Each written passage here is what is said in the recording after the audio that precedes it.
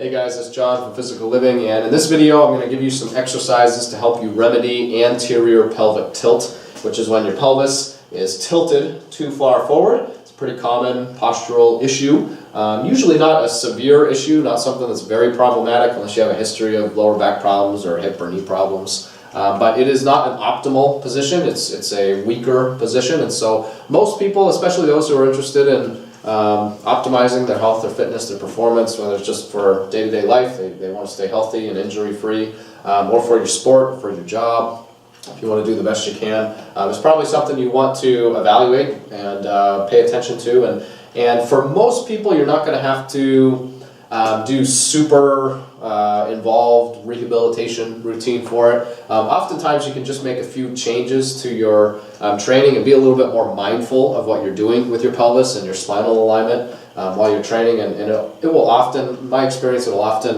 work itself out over a few months. But you can also approach it more directly with some specific exercises, and so that's what this video is for, if you want to prevent or eliminate or just remedy anterior pelvic tilt. So just so that we are 100% crystal clear on what APT is, I'll give you a little example. So if you imagine your pelvis is a bowl full of water, if you tilt that bowl forward, the water would spill out the front, right? And that's anterior pelvic tilt. This would be like an extreme example of excessive anterior pelvic tilt. Some people do walk around like this, usually without even knowing it. It's not good for your lower back, not good for all the way up and down the chain.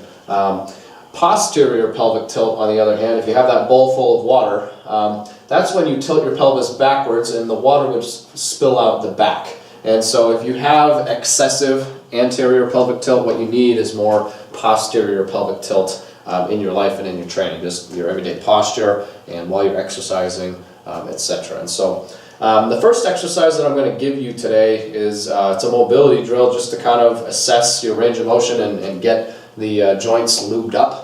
So all we're going to do is stand with about a shoulder width stance, and you're going to stand with good posture, good crown to coccyx alignment, lifting with the crown of your head, and you're just going to tilt and tuck. You're going to perform a posterior pelvic tilt by tucking your tailbone underneath you. So similarly to how a dog tucks its tail between its legs, you're going to tuck your tailbone underneath. And you're going to do that by squeezing your glutes, contracting your core. So you want to get a really strong glute contraction, tuck the tailbone underneath. And you're going to also contract the core, drawing the belly in. Just lock everything down. Reach with the crown of your head up. You're going to pack your shoulders down on your torso. You're just going to hold that for 20 or 30 seconds and then release it. If you want, you can reach your tailbone back behind you to assess your range of motion, and then you're going to tuck it again all the way under, squeeze your glutes, contract your core, draw your belly in, good posture, and hold that again for 10-15 seconds or so, and then you just repeat that motion a few times. So you want to do a couple, 2 to 3 holds, that isometric contraction where everything's locked down, and then a few of these just basic range of motion mobility drills. And that's going to help provide somewhat of a warm-up. It's also kind of a diagnostic. If you notice you have a lot more motion one way or the other, that tells you a little bit about yourself. So if you're having trouble feeling the movement or getting the hang of it, you can also try doing it on the floor. So you just lay on your back with your knees bent, feet flat on the floor, and you do the same exact motion, but you have the added contact cue of pressing your lower back into the floor. So what you want to do is, again, contract your glutes, contract your core, and tilt your pelvis by tucking your tailbone underneath you and actually feeling your lower back pressing into the floor. And so that's something you can do to try and get your bearings if you're having trouble feeling the movement. You can do it on the floor. But once you do have your bearings and you feel like you're ready to start training to remedy this problem, probably the first exercise I would recommend would be the cat pose from yoga. Many people are familiar with the cat-cow poses from yoga. What we're going to do with cat is we're just going to be really mindful of how we're doing it and making sure that we're contracting the right tissues. And so you're going to get on your hands and knees. First thing you're going to do is tuck your tailbone all the way underneath as far as you can. You're also going to press your palms into the floor elbows locked, and allow your shoulders to slide off of your ribs so that your mid-back raises up. And you're just going to counterpoint those three things. So pressing with your hands, letting your mid-back raise, and tucking your tailbone underneath. And the tailbone tuck is the most important part of this exercise. While you're doing that, you're also going to draw your belly in, contracting your core. You're going to exhale, maintain a slow, steady exhale, and inhale as needed. And just maintain those few things. Main things to be thinking about are tucking the tailbone, squeezing the glutes, contracting the core, pressing through the palms, letting your head and neck relax, and letting pressing your mid-back up towards the sky or the ceiling. And so you can hold that for 20 to 30 seconds. Do it 2 or 3 times if you want. It's just a good way to get things active and feel where some of your weak points might be. For a lot of people who have anterior pelvic tilt, it comes with some side effects, postural and structural issues, muscle imbalances that come alongside it. And so a lot of people who have ATP usually have weak glutes and hamstrings. I'm going to turn that off. Forgot to hit that. There you go.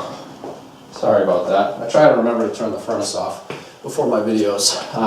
But a lot of people who have APT, anterior pelvic tilt, they have weak glutes and hamstrings, weak abs and obliques, and just a weak core in general. And they also usually have very tight hip flexors. And that's often because we live in a sedentary culture. We sit down way too much, and they shorten right up when you're seated all day.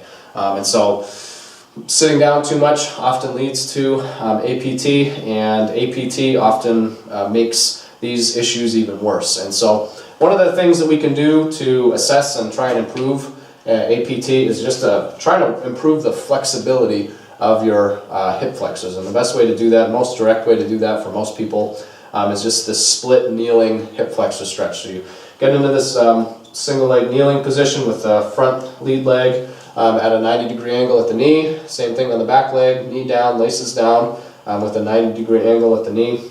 And all you're going to do to start is tuck your tailbone underneath, squeezing your glutes and maintaining good posture. You can draw your belly in, maintain a slow, steady exhale throughout. But the main thing to think about is that tailbone tuck. And most people will notice right away, like, okay, that's a really good stretch on the front of your hip of this rear leg. And if you tuck the tailbone, you're like fully tucked, your glutes fully contracted, and you don't notice anything, then after you've tucked the tailbone, you can also start to lean forward, which will kind of drag your rear leg behind you a little more, and eventually you'll get to a depth, a certain range of motion where you can feel that stretch. And so if you notice when you get into this position that's really tight, then it's probably contributing to the APT issue. It might be worth exploring, and you might want to do some other stretches. Like this is where I'd start, is just this kneeling split leg hip flexor stretch. That's a really complicated name. That's probably where I'd start pretty much everybody, but you might want to do some other hip mobility and flexibility drills as well. So the hip flexibility is often an issue. The other issue I mentioned is usually weakness in the glutes and in the core. And so anything that you can do to strengthen your glutes and your core is probably going to contribute to reducing APT. So probably the most direct way to train the glutes is with the many different bridging exercises. And which bridge exercises you use is not necessarily as important as how you do your bridge exercises. So if you've been doing bridges for a while, you might want to use a different variation than I'm using today. This is just going to be a basic glute bridge that I teach you today, two-legged bridge. But even if you have been doing them a while, you might want to try doing it this way with my cues, which aren't my cues necessarily, they're just the cues that I use. And see how much more difficult it is, because it might be much more difficult if you're not used to doing it with the proper alignment. So what you're going to do, just get into a basic, you're on your back, knees bent, feet flat on the floor, and you're just going to press your feet flat into the floor and contract your glutes as hard as you can until you get kind of a straight position from your torso through your thighs. And the most important cue here is to tuck your tailbone underneath. You guessed it, right? It's kind of a theme in this video. And if you tuck your tailbone underneath, Squeeze your glutes, draw your belly in, contract your core. You know, that's going to be the position you want for this basic shoulder bridge. And again, you can do it with one leg. You can do all kinds of different bridge exercises. But the main cues you want to focus on are tucking the tailbone first and squeezing the glutes second, and finally contracting your core all throughout. And so there's all kinds of different bridge exercises that you can do to strengthen the glutes. There's lots of other exercises you can do to strengthen the glutes. And so if you notice that your glutes are weak, which is a very common issue with Americans in general, just Western civilized folks in general, and especially people who sit too much, and that's probably also contributing to your anterior pelvic tilt.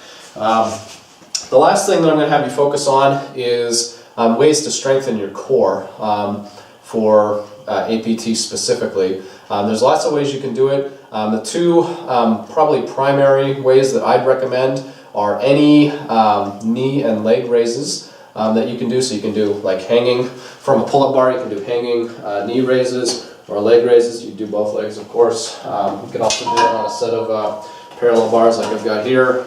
You know, just your basic knee raises or leg raises. And if those are too advanced for you, you can do a variation on the floor as well. You can do a reverse crunch, super slow spinal rock exercises, but you want to get those abdominals, especially the lower abdominals, strong. And the knee and leg raise exercises are great for doing that.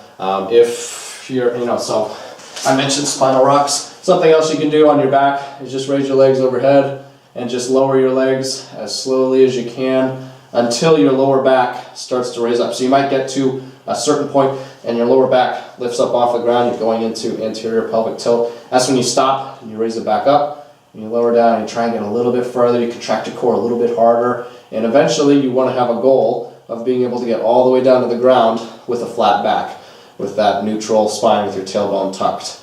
And if you can do that, then your core strength is probably adequate for the APT issue. So the other exercises that I'll mention are planks, which if you guys have been following my work, I'm a big fan of planks. The main thing I want to say about planks is that how you do them means everything when it comes to anterior pelvic tilt. And a lot of people make the mistake of doing their planks with a really tilted pelvis. They have their butt stuck up in the air, and they might be, you know, mostly level. I can't really see myself here, but they might be mostly level. You know, they might have a flat body, but their pelvis is out of alignment. So what you want to do is tuck that tailbone again, right? And I have all kinds of resources. I've got other videos and articles on proper and optimal plank techniques, so you want to check those out. But the main thing you want to think about is whatever plank exercise that you're in, you want to make sure that that tailbone is tucked, that you have a good crown to coccyx spinal alignment, so that you're not out of alignment, and reinforcing the APT issue. So I think that's pretty much all I was going to share today. I just wanted to give you some introductory starter exercises for addressing this issue. Main things you want to focus on are, you know, number one, maintaining good posture whenever possible, being mindful of it, especially if you stand a lot, because people who stand a lot or favor one leg a lot, they often have APT issues. People who sleep on their stomachs often have APT issues, especially if they have a saggy mattress, because it kind of just slumps you into that position while you're sleeping. So you could try sleeping on your back or your side. But to be more proactive about it, you just want to be mindful of your pelvic position, your spinal alignment while you're exercising, while you're doing, you know, not just your planks, but your squats, your deadlifts, your presses, your pulls, you know, your push-ups, your everything. And if you tuck that tailbone, get it into proper alignment, more often than not, eventually the problem will work itself out. And all this is, you know, having said all this, anterior pelvic tilt is not always an issue that needs to be corrected, and sometimes it's, you know, a normal posture for somebody. And so take all of this, you know, keep that in mind while you're doing all this and experimenting with these exercises. So other than that, I mean, just try and focus. If the hip flexibility is an issue, work on that. And other than that, try and strengthen those glutes and those abs, the core, that are common trouble issues and lead to APT. So I think that's it for this video. If you watched the whole thing, thanks for sticking with me. I really appreciate your time. And if you have any questions about this, please let me know. Send me an email or whatever, and I will get in touch with you as soon as I can. Thank you very much for watching, and I will see you in the next video. Take care. One last thing. Ladies, if you wear high heels often, it is probably contributing to anterior pelvic tilt. Reason being is that when you wear high heels, it throws off your center of balance forward slightly, and you'll compensate by tilting your pelvis forward to maintain your balance. And so when you do that for long periods of time, there are postural structural changes that take place. So it's not just bad for your feet, it really affects things all the way up the chain. And so if you'd like to prevent, eliminate, or reduce anterior pelvic tilt, you might want to think about wearing heels a little bit less often, or wearing a lower heeled shoe would also be helpful as well. So that's all I got to say about that, and I'll see you next time. Take care.